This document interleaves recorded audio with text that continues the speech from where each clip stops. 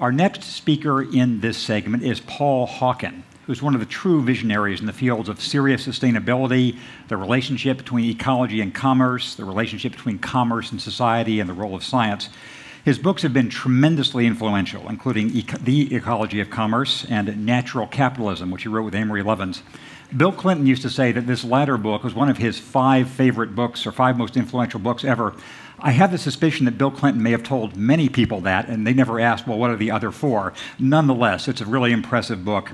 His most recent book by Paul Hawken is Blessed Unrest, which is exactly on target for our discussions because it's about the latent and tappable capacity of human beings to address pressing social and environmental issues. He has a particular message of significance about this 10-year assessment we are doing, but I'll let him explain that to you. Please welcome Paul Hawken.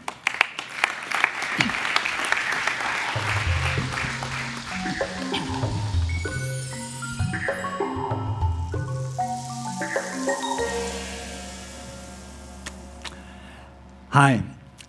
Even though I have a very short time, I want to take this time to thank the staff and everyone at Google who's been so kind to all of us. I'm sure you share my gratitude.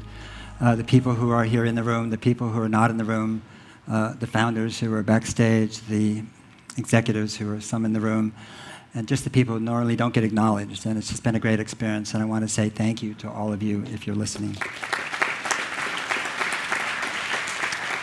I was going to do a visual presentation, and then I found out I was following Hans Rosling, and then I decided not to. So now you're going to hear mostly narrative today. And when I talked to Gary Bowles about this presentation 10 years forward, he cautioned me and said people don't like to hear kind of gloomy news here at the Google Zeitgeist. And then I picked up the Wall Street Journal this morning, and it said, worst crisis since 1930s, no end in sight. And I thought, well, they did all the dirty work for me, so I'm really happy. My work is in sustainability. Sustainability is fundamentally about seeing the world as a system. Those who do aren't brighter, smarter, better. They just see it in that way. They see everything connected. Those who see the world in a component form have a different way of understanding the world and what happens within it. The 2 most complex systems in the world are human systems and living systems. And really, the whole discussion about social justice and the environment is about the relationships between those 2 systems. And the most complex human system is, of course, commerce, business, and with technology and all the attendant aspects thereof.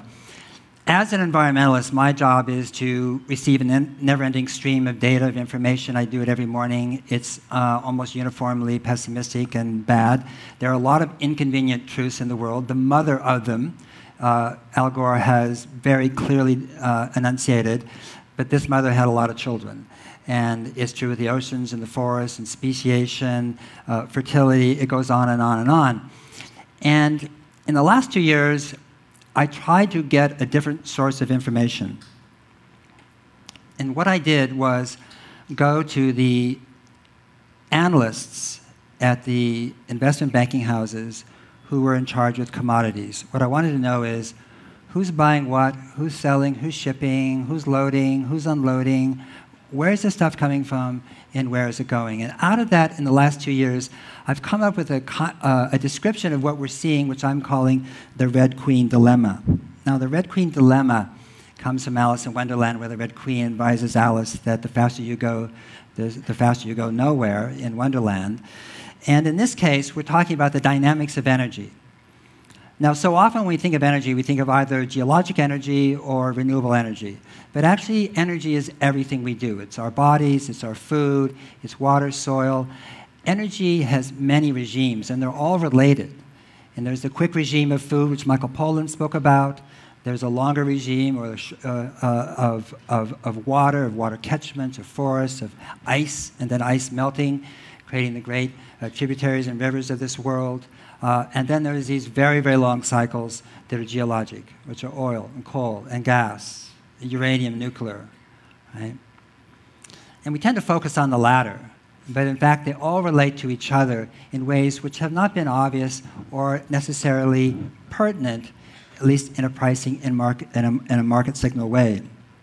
Now, if we go back to oil, Now, the best way to understand a relationship to oil right now is imagine this. And since George Bush was elected, not because it could be anybody could have been elected, it's not him, but in the last 8 years, we have used collectively 20% of all the oil that was ever consumed on Earth, okay, just in the last 8 years.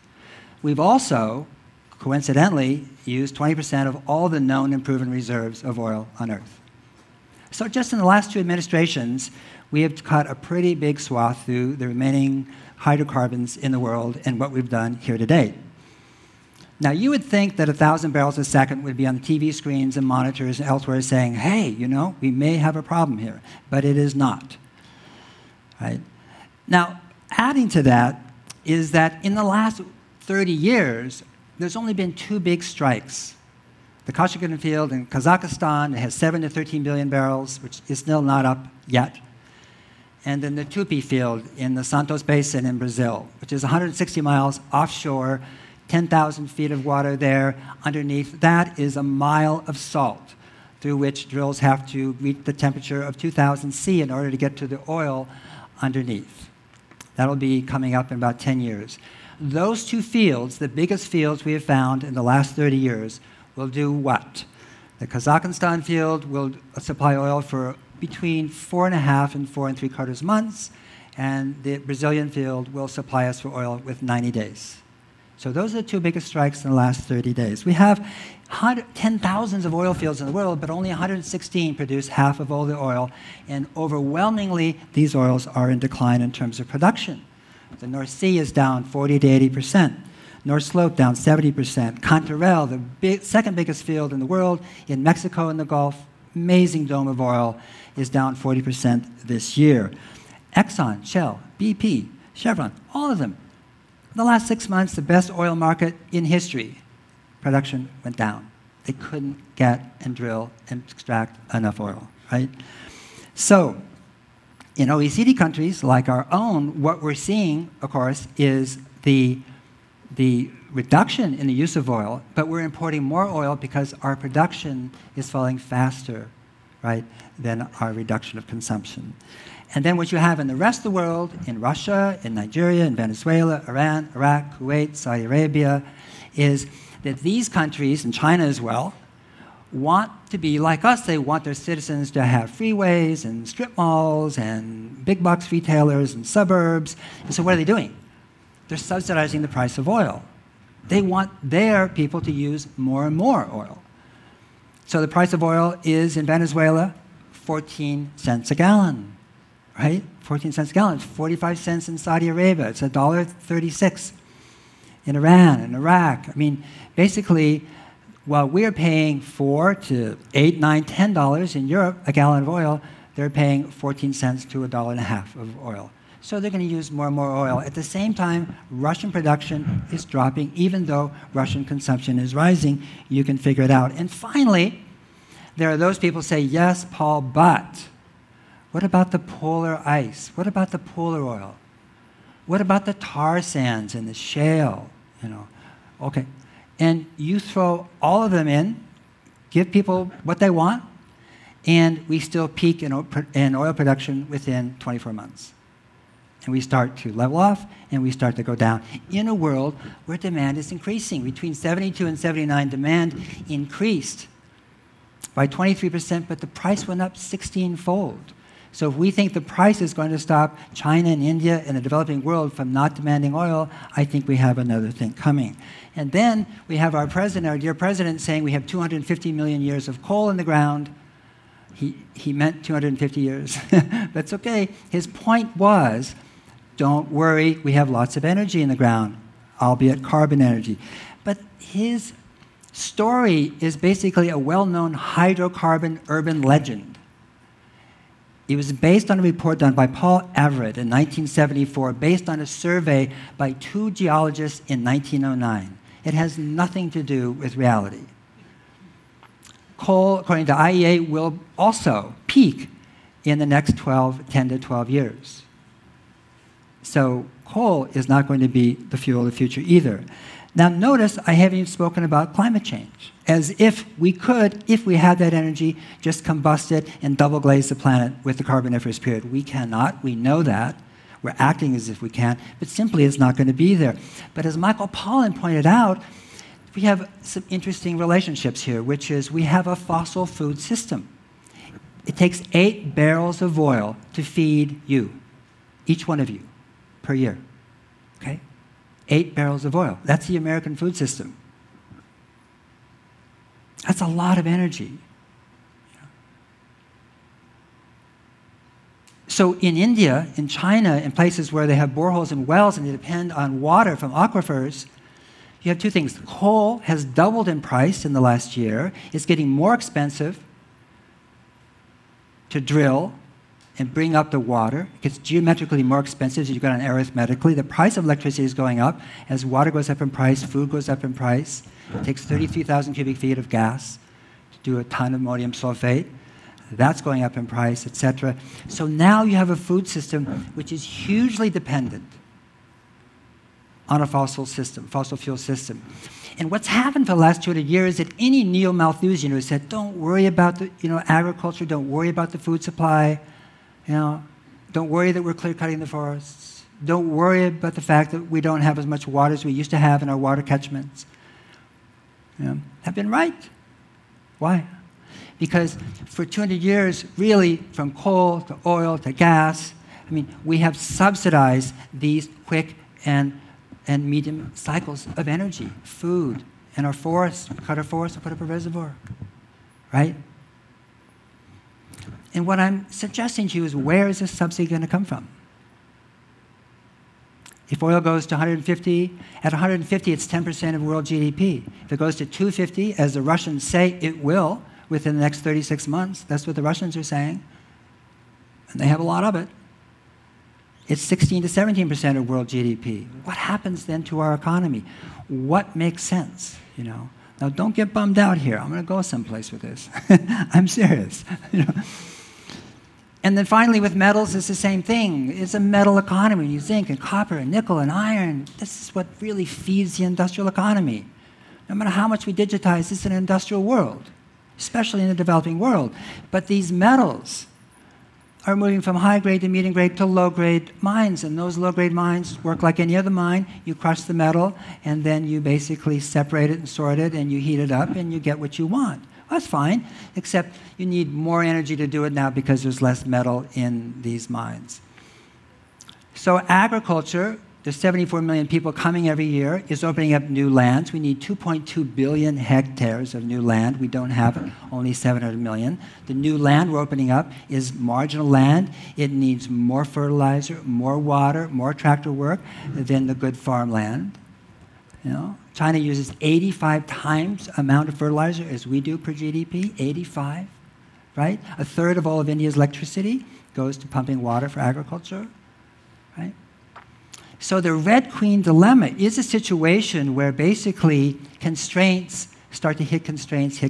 That is to say, as coal gets too expensive and there's energy shortages right now in 190 countries, you turn to diesel. You turn to diesel, that's oil. Diesel goes up in price, and then what do? You turn to natural gas. You do it in the Mideast, and they're running out of natural gas, so now they're burning oil to generate electricity. In other words, it starts to work around itself in such a way that shortages compound and create more constraints. Okay, so what's the answer to this, and what does it mean? I think this is great news.